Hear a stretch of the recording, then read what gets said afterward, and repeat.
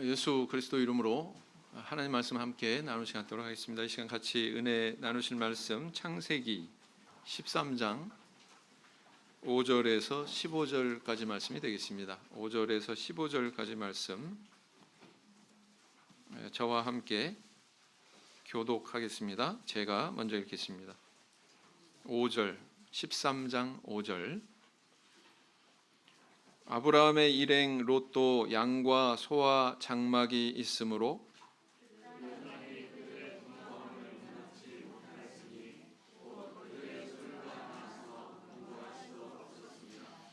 그러므로 아브라함의 가축의 목자와 롯의 가축의 목자가 서로 다투고 또 가나안 사람과 브리스 사람도 그 땅에 거하였는지라.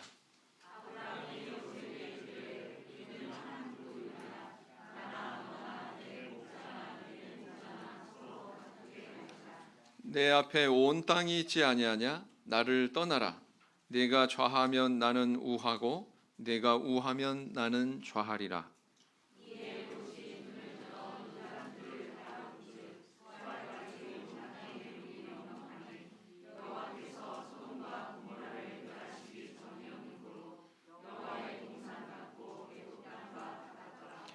그러므로 롯이 요단 온들을 택하고 동으로 옮기니 그들이 서로 떠난지라.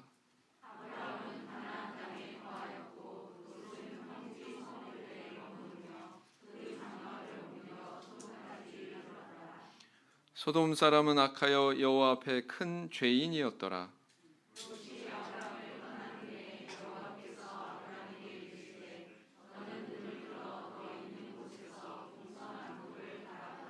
보이는 땅을 내가 너와 내 자손에게 주리니 영원히 이르리라. 아멘. 한국 사회에서 직장에 대한 그런 선호도는 시대에 따라서 여태까지 변해 왔습니다. 제가 대학생이던 시절에는 대기업 회사원이 최고의 인기 직업이었습니다. 그래서 뭐 삼성이니 대우니 뭐 현대니 뭐 이런 직장 다니면 뭐 지금도 뭐 그런 점이 없지는 않습니다만 공무원하고 비교하면은 반면에 공무원은 저 밑바닥 순이었다는 거예요. 그 중에서도 교사는 저 밑바닥, 이 표현이 좀 약한데 저 밑바닥이었다라는 것입니다. 네. 그런데 1998년에 한국 사회에 커다란 격변기가 있었죠. IMF라고 하는. 그래서 이 IMF를 겪어보니까 야 그거 대기업 직원 돼봐야 별거 아니대.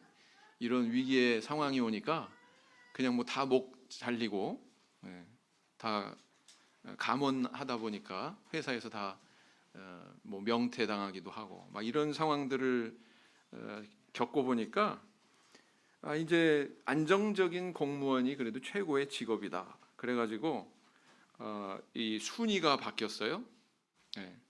공무원 중에서도 긴 방학 기간을 누릴 수 있는 교사가 상위급으로 치고 올라왔습니다. 그 중에서도 뭐 부부 교사면 교사긴 교사인데 내외간에 부부 교사면은 뭐 움직이는 중소기업이다 이런 그 호칭을 받으면서 아주 많은 사람들의 부러움을 사는 그런 직업군으로 그렇게 부상을 하게 되었죠. 그런가 하면은 또 뭐 과거에는 남자가 뭐 요리사를 한다 그러면은 부모님들이요 막 뜯어 말렸어요. 뭐 변호사 하다가 제가 젊었을 때입니다.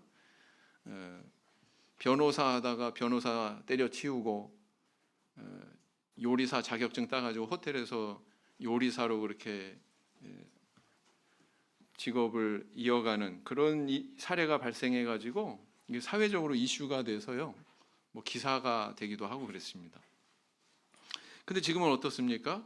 뭐 남자가 요리사 한다고 해서 뭐 누가 이상하게 생각해요? 전혀 그렇지 않습니다. 지금 막 그냥 뭐 차라리 그런 전문직이 낫지. 뭐 억대 연봉 받으니까 뭐 훨씬 낫지. 뿐만 아니라 요즘에 보니까 뭐 TV에 이거 뭐 연예인인지 요리사인지, 그죠? 뭐 연예인 못지않은 그런 인기를 구가하면서 그렇게 살아가고 있는 모습을 보게 된단 말이죠. 그래서 우리 성도님들 이런 사실을 볼 때 우리 앞에 뚜렷하게 나타나는 것은 무엇입니까? 그것은 세상의 가치는 이렇게 시시각각 바뀌는구나. 세상에서 뭐 이게 좋은 거야, 저게 좋은 거야, 그런 가치 판단의 기준이 이렇게 시대에 따라서 이렇게 바뀌는 거구나. 10년 뒤에 또 어떻게 바뀔지 모르죠. 지금 자라나는 학생들 나중에 대학 들어갈 무렵 어떻게 바뀔지 몰라요. 또 이 학생들이 또 10년 또 더 지나서 20년 뒤에 사람들의 가치가 사람들이 좋아하고 이게 더 훌륭한 거야. 어떻게 생각할지 우리는 지금 종잡을 수가 없습니다. 그죠? 네. 세상은 이렇게 변하는 가운데 있는데 사실 우리는 수많은 선택의 순간에 놓이게 되죠. 그래서 뭐 직업을 선택하고 뭐 친구를 선택하고 학교를 선택하고 직장을 선택하고 또 일생을 같이 할 반려자로 또 배우자를 선택하고 뭐 그렇습니다. 우리가 무엇을 이렇게 선택할 수밖에 없는 것은 불가피한 상황이다. 요즘에 저는 사탕 가지고서 아이들에게 선택의 시험을 하고 있습니다. 비타민제가 들어가 있는 몸에 좋은 사탕, 달달하니 막대도 딱 꼽혀 있어가지고 뭐 잡기도 좋고 먹기도 좋은 막대 사탕. 단맛밖에는 없죠? 뭐 선택할 것 같고요? 네? 뭐 선택할 것 같습니까? 딱 두 아이만 뭐 그 비타민제 들어가 있는 뭐 그런 사탕 선택하고 압도적으로 막대 사탕을 선택하더라고요. 압도적으로.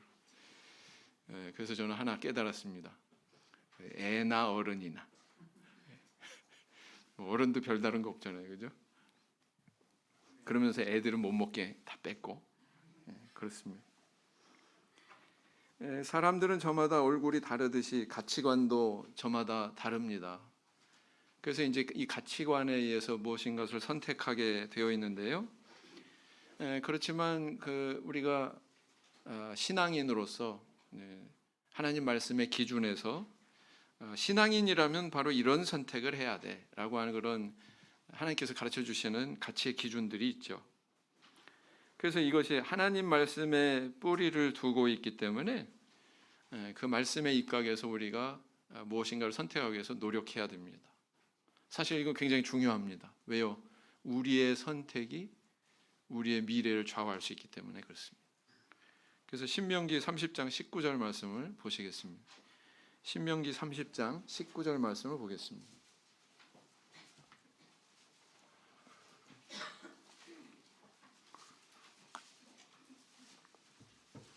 신명기 30장 19절 말씀 같이 읽겠습니다. 신명기 30장 19절 말씀 같이 읽겠습니다. 시작.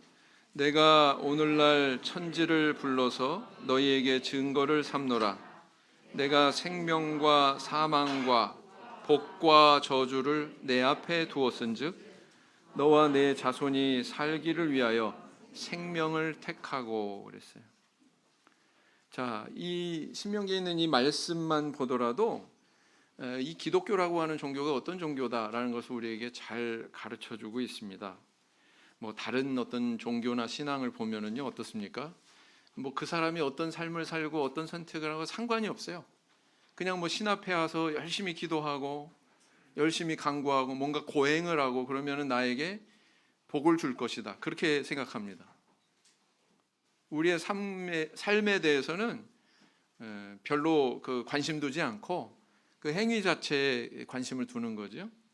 근데 우리 기독교 신앙은 그렇지 않습니다. 하나님께서 이미 우리한테 내려주신 말씀이 있고 그 계시된 말씀에 본인이 선택해서 순종하느냐 아니면은 순종하지 않느냐에 따라서 이게 복이 될 수도 있고 이게 저주가 될 수도 있다. 이렇게 가르친다는 거예요. 전혀 성격이 틀리죠. 그래서 나한테 복 주고가 안 주고가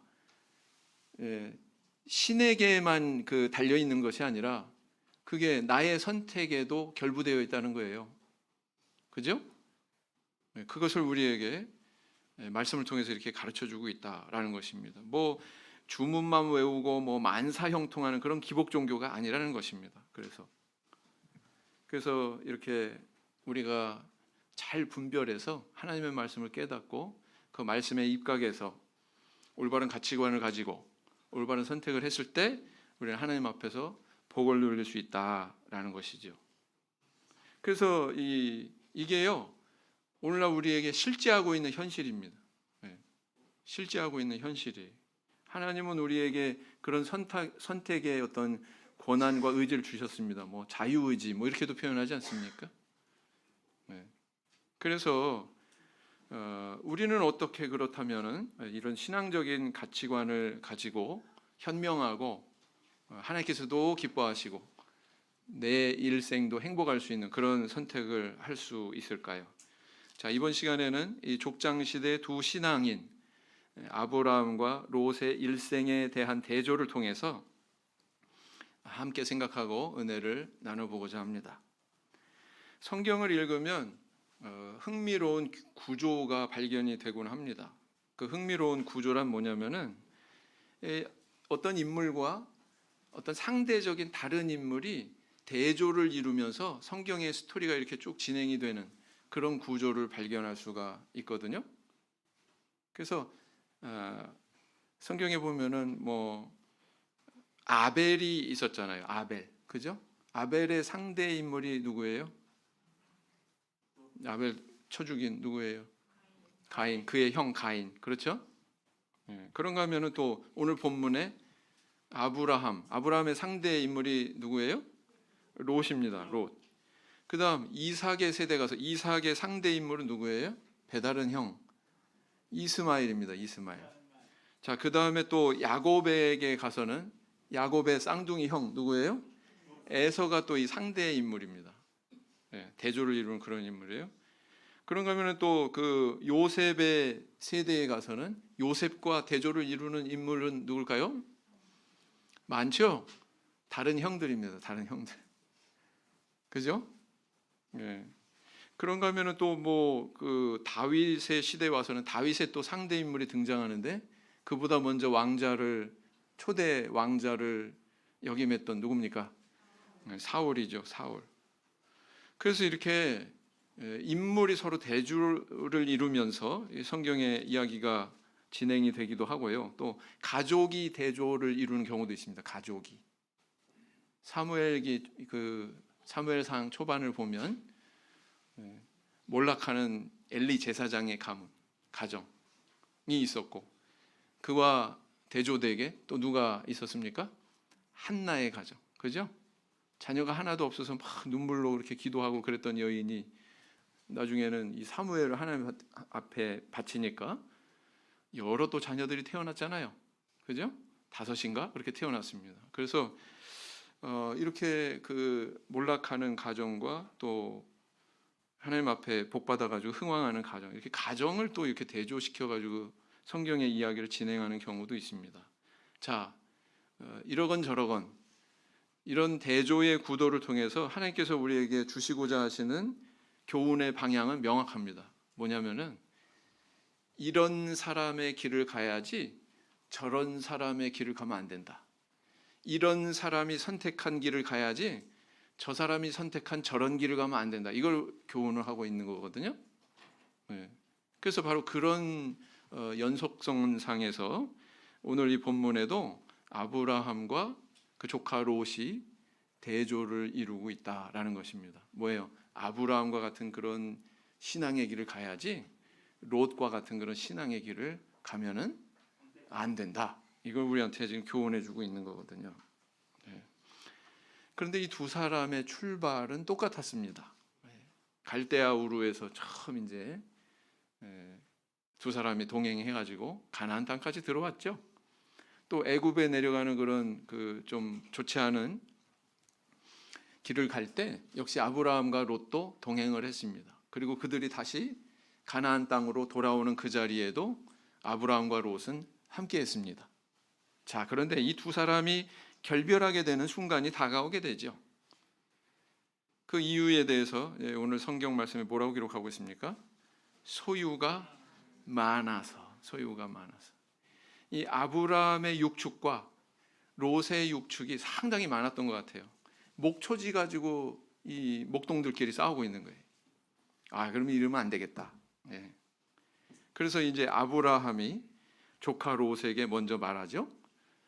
양보하는 그런 선택을 합니다. 네가 좌하면 내가 우하고 네가 우하면 내가 좌하리라. 바로 이 말에 의해서 롯은 자기 안목대로 한 곳을 선택했고 아브라함도 자신의 어떤 마음에 있는 기준대로 선택을 하게 됩니다. 그래서 이 두 가정이 결별하게 되고요. 이 결별이 바로 서로 다른 인생의 길을 가고 또 그 열매를 맺게 되는 아주 중요한 분기점이 되고 있습니다. 자, 이들의 선택을 통해서 오늘날 우리에게 교훈하시는 하나님의 메시지는 뭘까요? 이런 것이 아닐까요? 첫째는 뭐냐면은 육신의 안목이 아닌 영적인 안목을 중요하게 여겨라 라는 것입니다. 13장 10절을 한번 보세요. 13장 10절을 보시면 이에 롯이 눈을 들어 요단들을 바라본즉 소알까지 온 땅에 물이 넉넉하니 여호와께서 소돔과 고모라를 멸하시기 전이었는고로 어떻다고요? 여호와의 동산 같고 애굽 땅과 같았더라. 이건 누구의 눈으로 볼 때 이런 기준일까요? 롯. 애굽 땅을 이미 갔다 왔어. 거기가 얼마나 비옥한지를 알아. 야, 저거 애굽 땅 같네. 누구의 시야에서의 판단입니까? 롯의 시야에서의 판단이죠. 에덴 동산은 뭐 본 적이 없으니까 그냥 귀로만 들었겠죠. 그죠? 그러면서 막 그 이상향 속에서의 그 아름다운 동산. 야, 에덴 동산이라고 해도 뭐 이보다 더 좋으랴. 뭐 이런 생각이 아마 들었었던 것 같아요. 예. 그래서 대단히 풍요로운 그런 땅을 그는 선택합니다. 그리고 또 한 가지 기준이 있는데 뭐냐면은 온 땅에 물이 넉넉했다. 여러분들 사막에서 제일 중요한 게 뭐예요? 음식물 없이는 뭐 좀 견딜 수 있어도 물 없이는 우리가 하루도 못 견디지 않습니까? 네. 사막에서의 물은요, 이게 젖줄이라고 해요. 생명줄이라고 해요. 근데 온 땅에 물이 넉넉했다고 하니까 육신적인 안목으로는 롯의 선택은 최고였다. 최고의 선택이었다. 이렇게 이야기할 수가 있거든요. 자, 그런데 이 마당에 13절에 이 말씀이 있습니다. 13절 한번 읽어보겠습니다. 13절 시작. 소돔 사람은 악하여 여호와 앞에 큰 죄인이었더라. 아니, 두 사람이 각자 뭔가 선택해서 결별하는 이 순간에 롯이 선택한 그 땅을 겨냥해서 왜 이런 말을 기록하고 있을까요? 성경이. 소돔 사람은 참 악한 사람들이었어. 왜 이 말씀을 여기 기록하고 있을까요? 이 성경의 기자는 롯이 이 선택을 하는 순간에 육신적인 안목으로는 최고의 선택을 했지만 영적으로는 전혀 고려하지 않은 선택을 했다는 것을 보여주고 있는 겁니다. 야, 소돔 사람이 저렇게 악하니까 저런 악에 의해서 우리 가정도 별로 영향이 좋지 않을 거야. 그러니까 저기는 좀 피해야 되겠다. 이런 생각을 했어요, 안 했어요? 여러분, 나중에 이 롯의 두 딸이 있는데 그 딸이 아버지와 이 사이에서 불미스러운 일로 종족이 전해지거든요. 그렇게 해서 나온 족속이 모압 족속, 암몬 족속 아닙니까? 도대체 이 딸들이 어디서 이걸 배웠을까요? 어디서 배웠을까요, 이런 거를? 소돔과 고모라 그렇게 죄악의 도시니까 거기서 보고 배운 게 그거밖에 없는 거예요. 그렇지 않습니까? 네. 그런데 롯은 그런 선택에 있어서 이런 어떤 영적인 영역에서의 어떤 유익이 있고 손해가 있는 것에 대해서는 전혀 고려하지 않았다는 거예요. 네. 육신적인 안목만 존재했다는 것이지요. 그래서 그 선택이 바로 롯이 실패를 자초하는 인생을 만들게 됩니다. 왜요? 나중에 와서 소돔과 고모라에 어떤 일이 벌어졌습니까? 뭐가 떨어졌어요? 유황불이 떨어져 가지고 멸망한 도시가 되거든요. 반면에 아브라함은 어땠습니까? 13장 12절에 뭐라고 기록하고 있죠? 12절. 아브라함은 가나안 땅에 거하였고 롯은 평지 성읍들에 머무르며 그 장막을 옮겨 소돔까지 이르렀더라 그랬어요. 아브라함은 어디 머물렀다고요? 예. 가나안 땅에 거하였고, 롯에 대해서는 자세하게 쓰고 있는데 이 순간에 아브라함에 대해서는 굉장히 심플해요. 가나안 땅에 거했다. 뭐 그가 거한 땅에 목초지가 풍부했는지 물이 넉넉했는지 성경은 전혀 얘기하고 있지 않아요. 네. 오로지 그냥 가나안 땅에 거하였다. 이건 뭘 의미하고 있습니까? 가나안 땅은 어떤 땅이었어요? 하나님의 약속이 있는 땅. 애초에 그가 하나님의 명을 받고 도착했던 바로 그 땅. 내가 내게 주마, 너와 내 자손에게 이 땅을 주마라고 했던 그 하나님의 약속이 있는 땅, 그 땅이 바로 가나안 땅이죠. 그 땅에 거했다는 거예요. 근데 한번 가만히 생각해 보세요. 이 순간에 아브라함도 어디론가 나도 좀 떠나볼까? 목초지가 좀 풍부한 곳으로 한번 찾아볼까? 물이 넉넉한 곳이, 이보다 더 나은 곳이 어디 있지 않을까? 그리고 갈 수 있는 빌미도 충분히 됐어요, 안 됐어요? 조카가 좋은데 선택했으니까 난 좀 너무 형편없는 거 아니야? 사람이 비교를 하기 시작하잖아요. 판단력이 흐려져요. 아브라함도 충분히 그럴 수 있는 상황이었다는 것입니다. 근데 그런 다른 어느 곳으로 가지 않았어요. 하나님의 약속에 있는 바로 그 가나안 땅에 머물렀다는 것입니다. 이것은 바로 오늘날 우리의 의미로 이야기할 것 같으면 교회에 들어왔어요. 뭐 교회에 들어와 봐야 뭐 별로 차이도 없는 것 같고, 관심도가 떨어져서 이리 배회하고 저리 배회하다가 세상에서 한번 마치 아브라함이 애굽에 내려갔던 것처럼 그렇게 내려갔다가는 뜨거운 맛 한번 보고서는 이제 다시 마음을 다잡고서 다시 신앙 안으로 돌아온, 교회로 다시 돌이켜서 돌아온 뭐 그런 상황을 우리는 견주어 볼 수 있다라는 것입니다. 오늘날로 이야기하자면 아브라함이 가나안 땅에 머물렀다. 교회를 떠나지 않고 그 약속을 굳게 지키고 열심히 하나님 믿는 신앙생활을 했다. 이걸 우리에게 보여주고 있는 것이다라는 것입니다. 오늘날 우리에게 많은 선택의 상황이 있죠. 그런데 그 선택의 상황에 항상 우리 안에 두 가지 가치관이 잠재해 있습니다. 그것은 바로 육신적인 가치관, 다른 하나는 영적인 가치관이다라는 것입니다. 두 가지가 다 일치되면 얼마나 좋겠어요. 육신적으로도 최고고 영적으로도 최고고, 그럼 참 얼마나 좋겠습니까?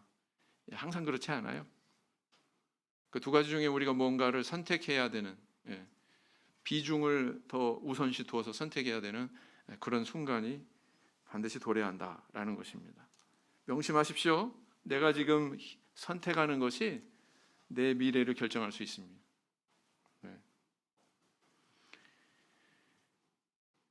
과거에 이제 저는 그렇게 생각했어요. 뭐 누가 공무원 한다 그러면은 꼭 우리 뭐 교회 안에서 맨날 공무원만 그렇게 강조해야 되나?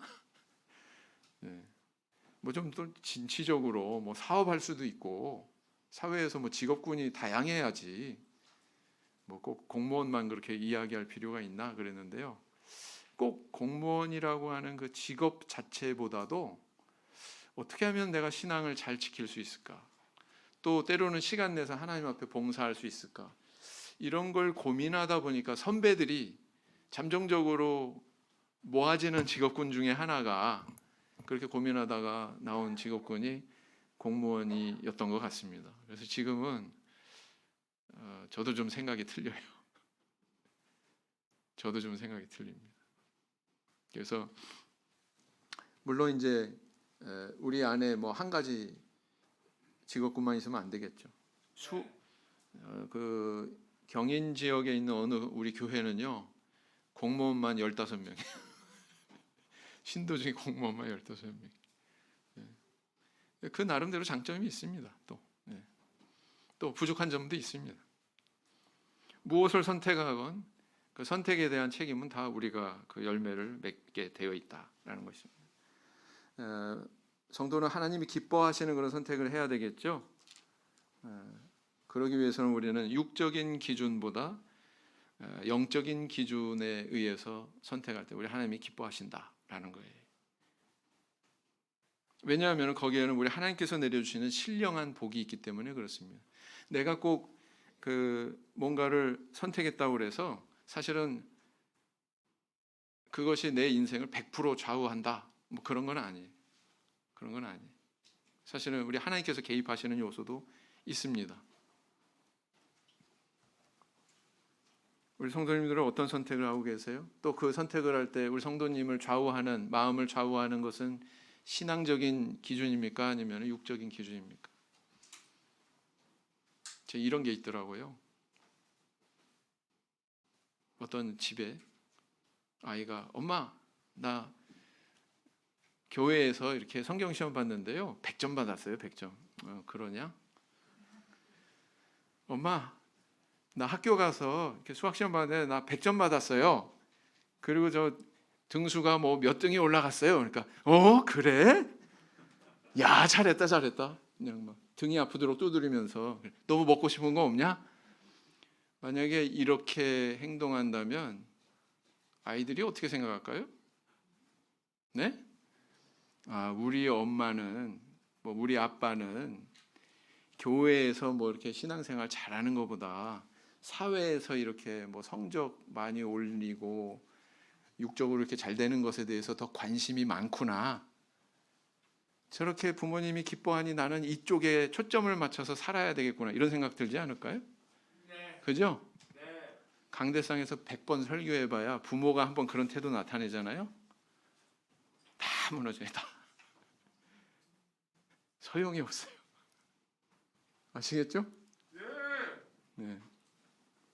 부모님들의 태도가 굉장히 중요한 거예요. 그래서 아이들의 어떤 가치관 형성이 부모님들이 굉장히 절대적인 영향을 미친다라는 것입니다.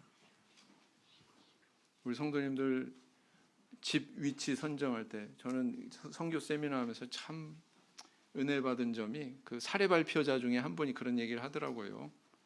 교회에 더 봉사하고 싶어서 본인 집은 다른 곳에 있는데 그것은 새로 내놓고 그 봉사를 위해서 교회 옆으로 걸어서 3분 거리에다가 집을 얻었다는 거예요. 일부러.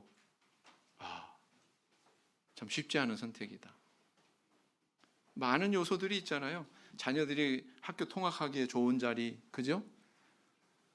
또는 앞으로 부동산 시세가 오른다거나 내린다거나 이런 것도 고려 요소가 되기도 하지 않습니까? 매매할 경우에는. 근데 그런 거는 뒷전이고 내가 하나님 앞에 이렇게 봉사할 수 있는 자리에 내가 와야 되겠다. 이렇게 임대로 딱 하나 나와 있더래요. 딱 하나 나와 있는데 하나님께서 주신 거 아닐까요? 그죠? 네, 그렇습니다. 그래서 이렇게 우리가 하나님의 인도를 믿고 하나님께서 부어주시는 그런 신령한 복에 대해서 믿는다면 우리는 마땅히 어떤 선택을 해야 될까요? 영적인 기준을 높이는 그런 선택을 해야 되지 않겠습니까? 그런 선택이 우리 성도님들 자신이 행복할 뿐만 아니라 우리 하나님을 기쁘시게 하는 선택일 수 있다라는 것입니다. 그래서 눈앞에 작은 이익 때문에 말씀에 등 돌리지 말고 이런 영적인 선택을 하는 저와 우리 성도님들 되시길 원합니다. 잠언 3장 5절 말씀을 보겠습니다. 잠언 3장 5절 말씀. 잠언 3장 5절 말씀 같이 읽겠습니다. 시작. 너는 마음을 다하여 여호와를 의뢰하고 내 명철을 의지하지 말라. 자, 두 번째는 뭐냐면은 물질보다 사람의 도리를 우선한 선택을 하라라는 것을 우리에게 교훈해 주고 있습니다.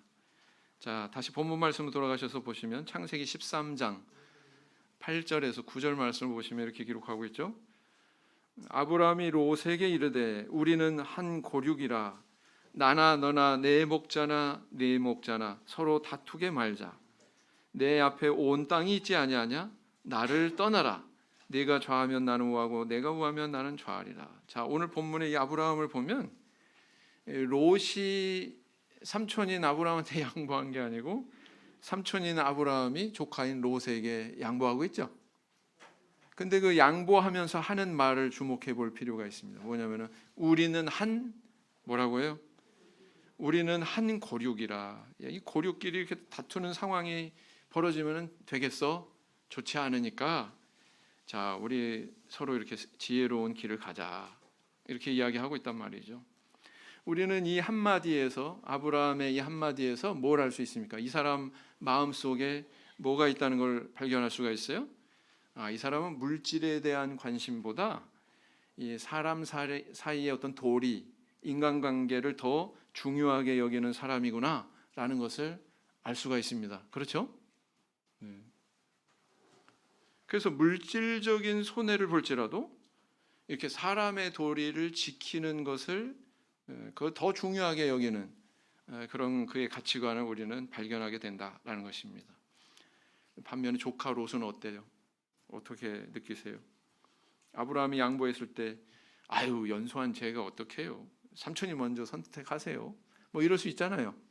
근데 그런 말 한 적 있어요? 없어요? 발견할 수가 없습니다. 롯은 마치 기다렸다는 듯이 자기가 먼저 선택하죠. 뭘 알 수 있냐면 롯의 마음 속에는 어떤 뭐 윤리나 미덕이나 뭐 인간의 도리나 뭐 이런 것에 대한 고려하는 태도가 있어요, 없어요? 그의 마음 속에 없습니다. 그의 눈은 오로지 그 물질적인 것에만 이렇게 집중이 되어 있는 것을 발견하게 되죠. 그래서 이 두 사람의 이런 대조된 모습은 물질적인 가치관과 영적인 가치관이라고 하는 두 개의 가치관을 대조시키는 그런 구도로 저희들에게 발견이 된다라는 것입니다. 사람은 물질의 노예가 되어서는 안 되죠. 반대로 물질을 노예 삼을 줄 아는 지배할 수 있는 사람이 돼야 됩니다. 근데 참 우리가 마치 물질의 노예인 것처럼 살아가는 순간들이 참 많아요. 물질 때문에 가정의 화평이 깨지고 뭐 화목하고 이게 좌우가 된다면 그것도 역시 물질의 노예죠. 그렇지 않습니까? 그렇습니다. 그러나 또 인간은 물질로서만 또 만족되는 존재가 아니죠. 아무리 뭐 억만금이 있어도 전혀 행복하지 않을 수도 있습니다. 예를 들어서 뭐 미워하는 사람이 있다. 인간관계 깨져가지고 막 서로 다투고 그런 사람이 있다. 음식 먹어보세요. 음식 맛이 좋아요? 모래 씹는 것 같이. 그렇지 않습니까? 사실은 화목하고 다른 사람하고 좋은 관계 유지하는 게요. 물질보다 더 중요하거든요. 우리한테 있는 현상이 그걸 증명해 주는 거예요. 아무리 억만금이 있어도 인간관계가 깨지면 절대로 행복하지 않습니다. 그래서 이제 잠언에 다음과 같은 말씀이 있습니다. 잠언 17장 1절 말씀을 보겠습니다.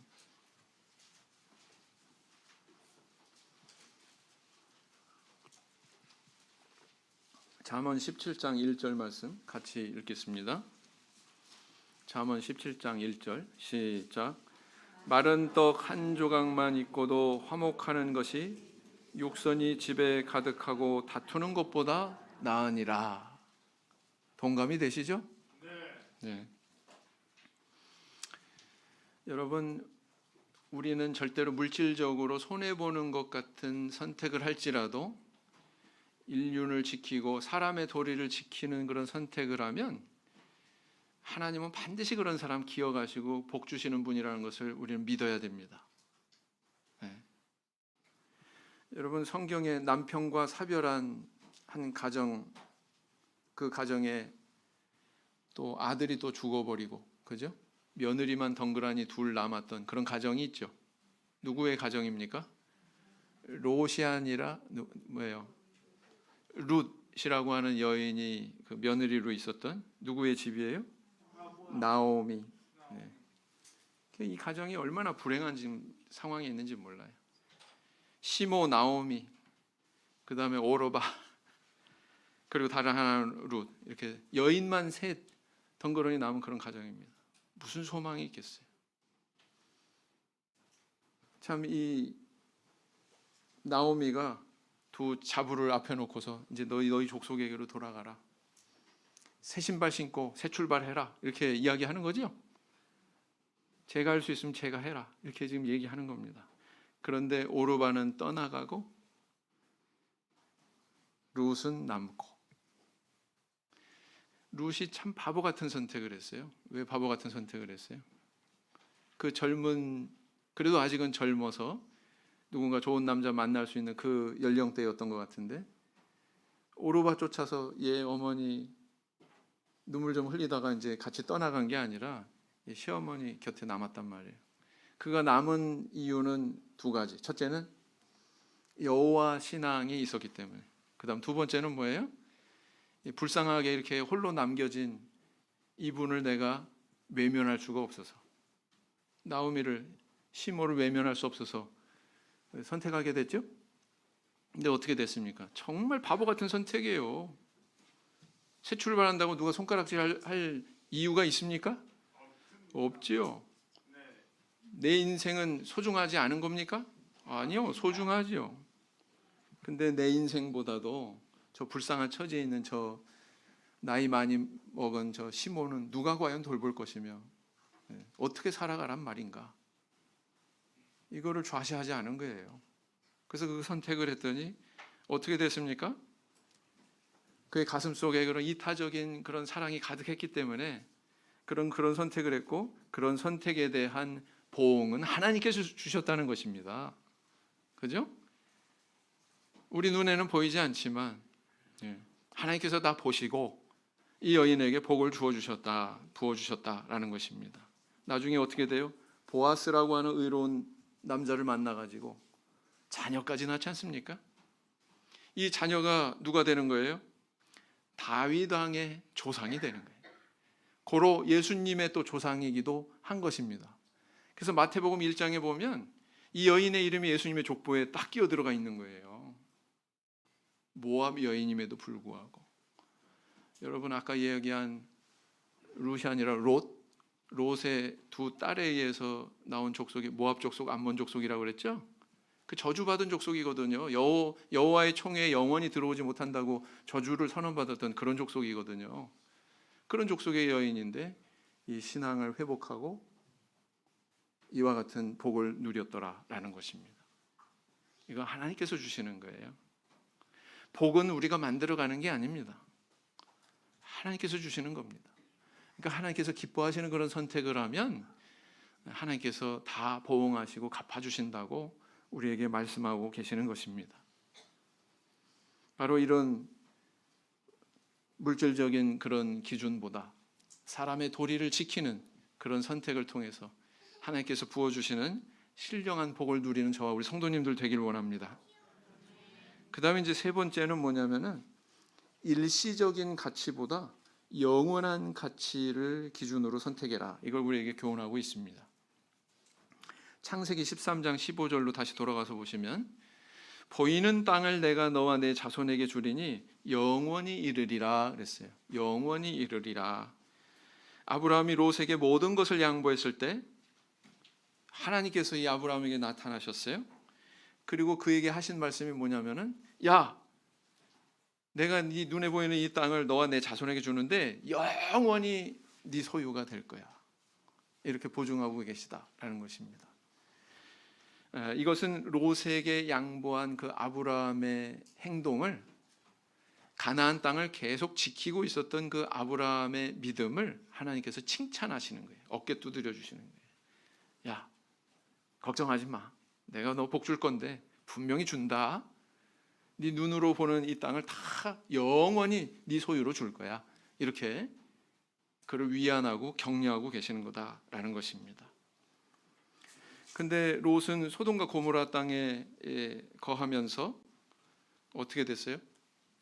점점 물질이 늘어나고 유복하게 잘 지냈습니까? 아니요, 정반대의 결과가 나타났어요. 웬 전쟁이 터져가지고 물질도 그냥 홀딱 다 자기 재산 빼앗기는가 하면 자기 신변의 안전에도 이상이 생겼습니다. 그죠? 그래서 아브라함의 도움을 통해서 간신히 또 생명을 부지하고 재산도 다시 되찾게 되는 그런 은혜를 누리죠. 자, 이쯤 경험했으면 어떻게 행동해야 돼요? 아, 뜨거워라. 여기는 내가 거할 곳이 못 되는구나. 이 소돔과 고모라 땅이 물질적으로 굉장히 풍요로운데 참 풍요롭다 보니까 이 땅이 비옥하다 보니까 노리는 그런 사람들이 많구나. 막 각축을 벌이고 막 전쟁까지 하고 막 이런 곳이구나. 아이고 좀 조용하게 살아야지 뭐 이런 데서 어떻게 살아? 사람 살 데가 못 되네. 떠났어요? 롯이 그런 생각을 떠났어요? 안 떠났어요. 나중에 이거 19장에 보잖아요. 하나님의 천사 두 사람이 왔는데 아브라함도 바로 앞전에 18장에서 그 천사들을 영접하고 접대하는 그런 내용이 나오는데, 소돔성에 이 또 두 천사가 이르렀을 때 성문에 앉았다가 롯이 그 천사를 갖다가 영접하고 접대하는 그런 내용이 또 나옵니다. 나오죠? 네. 여러분, 성문에 앉은 사람은 누군 줄 아세요? 성은 도시거든요. 지금으로 얘기하면 도시예요. 그 도시의 성문에 앉아 있는 사람들은 그 도시의 유지예요. 왜냐하면 그 성문이 어떤 장소냐면 재판도 이루어지고요, 어떤 공증도 이루어지고요, 그 유지들이 모여가지고 막 머리 맞대고 생각하고 뭐 의논하고 막 이러는 데입니다. 근데 유입된 외부에서 온 롯이 성문에 앉았다? 야, 대단하게 올라갔어요. 그 사회에서 직급이 대단하게 올라갔어요. 여전히 그 소돔성에 있었어요, 없었어요? 떠났어요? 거기 있었어요? 거기 있었어요. 어느 정도로 거기 뿌리 내리려고 그랬어요? 동네 유지 행세할 정도로. 자, 유황 뿌리 막 내려가지고 멸망하고 있는데, 그래도 롯은 거기를 떠날 줄 알아요, 몰라요? 떠나려고 했어요, 안 했어요? 성경이요 굉장히 섬세하게 표현하고 있는데요, 롯은 떠나지 않았어요. 롯의 가족들이 떠나지 않았어요. 자, 천사는 사람이 아니니 두 사람이라고. 천사 두 사람은 롯과 롯의 처와 두 딸을 갖다가 인도했는데, 어떻게 성경이 표현하고 있냐면 한번 보겠습니다. 창세기 19장을 펴보세요.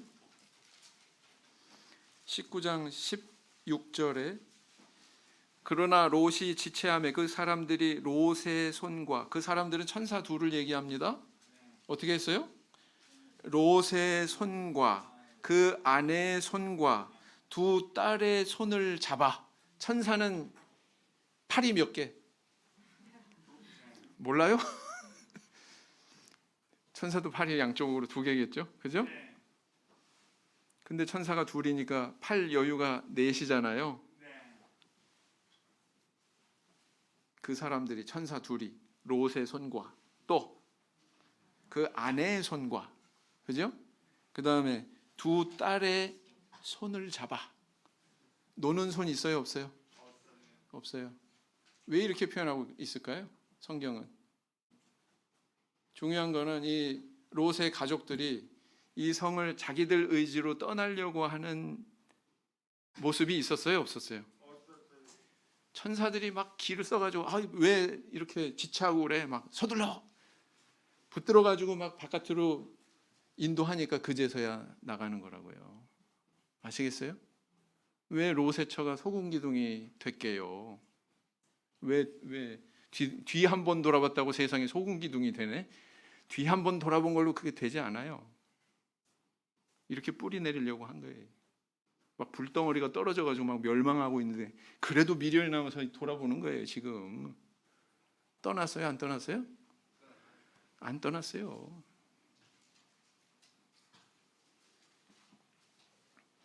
그가 추구한 것은 재물이었는데 결국은 다 뭐 유황불에 타버리고 모든 걸 다 잃었겠죠? 그죠? 그리고 몸만 빠져나왔잖아요, 가족들이. 예? 이게 롯의 열매였다는 거예요. 우리는 모순을 발견하게 됩니다. 롯은 분명히 물질을 추구해서 그 땅을 선택했어요. 근데 모든 물질을 잃었어요. 여러분, 이런 어리석음이 우리에게 없기를 원합니다. 반면에 아브라함은 어땠습니까? 당장은 눈에 볼 때는 손해보는 것 같죠. 롯이 앞서 나가는 것 같죠. 그런데 아브라함은 100세가 돼가지고 전혀 생각지도 않았는데, 아브라함은 이삭 생각 안 했어요. 사실은 이스마엘로 만족했어요. 이스마엘 태어나기 전에는 다메섹 엘리에셀로 만족했습니다.